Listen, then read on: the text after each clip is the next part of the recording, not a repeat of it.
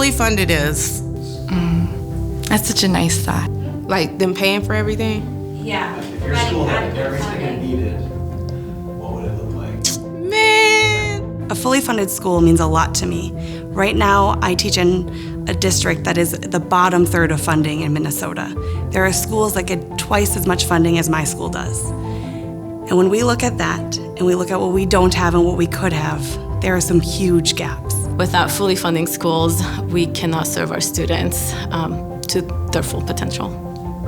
We don't need a million football fields. We need our basic needs met. I want to know that when my student hurts him or herself, I can send that child to the nurse and they will be taken care of. But we don't have a full-time nurse anymore. I want to know that my students have a way to get computer skills and know how a library works, but we no longer have a librarian because of budget cuts. It would make our classrooms better, it would make our communities better, it would make our state better, and it would make our country better. When we talk about fully funding, it's not just about in the classroom. We have students that don't have a home. We have students that don't have a good home life. I would think a fully funded school will help my special needs kids get the kind of materials they need to learn. They all have different levels of learning. They all have different resources we have to use to teach them. I think it would mean not having to fundraise for 75% of my budget.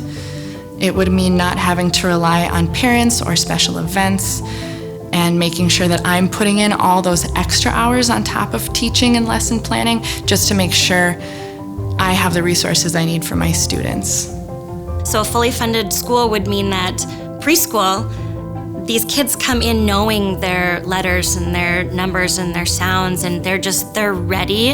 Education is not just about math and science and history. It's about raising strong, productive, caring, compassionate children who grow up to be leaders in our communities.